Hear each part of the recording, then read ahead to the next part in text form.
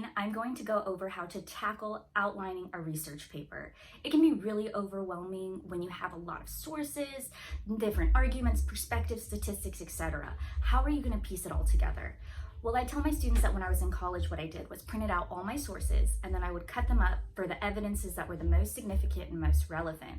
Then I would lay them all on the floor to piece my argument together. I would visually start seeing the main ideas, and then if I actually felt an evidence fit better somewhere else, I was easily able to move it and adjust for that.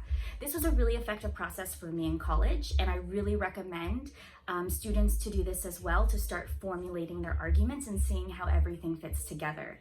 However, printing out all of those sources is not the most environmentally friendly, so please keep watching for environmentally friendly ways to apply this effective outline process. So let's go over how to effectively outline a research paper.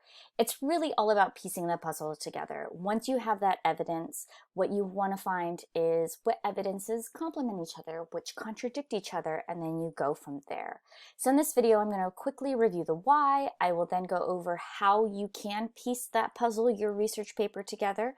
And what this all hinges upon is ultimately the ability to develop main ideas. So I will go over some ways that can inspire the discovery and development of those main ideas. So basically the whole why of this is when you research, you're looking at a lot of different information. And what this is going to help you do is sort through that information to discover the organization and discover the argument. If you are able to effectively do this, then what's going to happen is the writing portion is going to just seamlessly fall into place because you've already done all the effort of critically thinking how it all fits together. So what are some different ways you can do this, on how you can piece it together? I've broken it down to two ways. One, you can do the ways you can do it on paper, and then ways you can do online depending on your preference. So when I was in college, I did a lot of this on paper.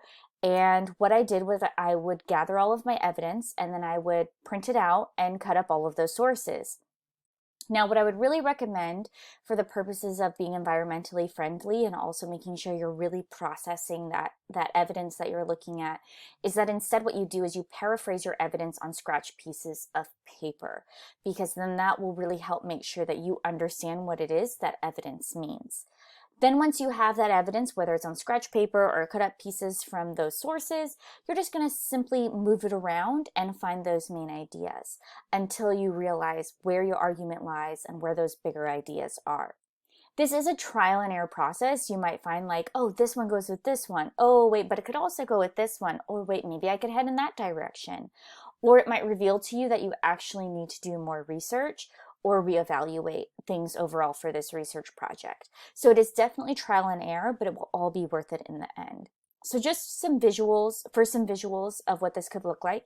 This is a recent photo project example I was working on. I started off with hundreds of photos and I didn't really know where it was headed, so I just laid them all out on the floor until I found the commonalities, and then I used Post-it notes to go ahead and label the different main ideas. This is a more relevant academic example. This is my student's IB history example for her historical investigation. You can see she printed out the sources, she color-coded, she moved them around, she used this whiteboard to her advantage that she could easily erase, and she was able to discover the main ideas and the arguments through this process. Now, if you're somebody who prefers to do things online, that's definitely possible. You're going to go through the same process where you're gathering evidence and sorting into main ideas, but instead you're doing it online. So two Google Drive extensions I have found helpful are Mindomo and MindMeister. For a video on how to add these to your Google Drive, you can go ahead and click here. I've linked the Google Slides in the caption of this video below. And you're just going to apply the same process where you're going to gather the evidence, you've listed and paraphrased them all out, and then you start thinking, what are the main ideas? And you start moving them around. And that's what's so great about both Mindomo and MindMeister. It's so easy to move or unmove things. Then eventually you have to refine to the number of main ideas you're looking for. This, again, like I said, might reveal to you, you need to do more research, you need to go back to the drawing table, but that's the whole point of this process, is it helps you flesh that out, so when you get to the writing portion, it is much simpler. So lastly, if you're struggling with finding those main ideas, these are 3 different ways I would suggest you go ahead and develop those main ideas.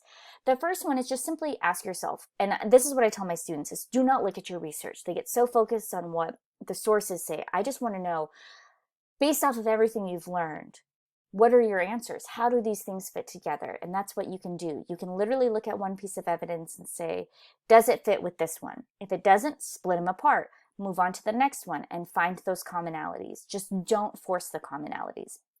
If you're finding yourself having to force the commonalities, that means you need to go back to some more research.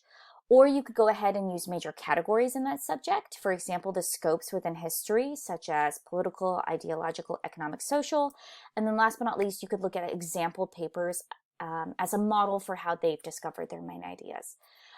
This process overall really helped me throughout college, and I hope that this will help you as well.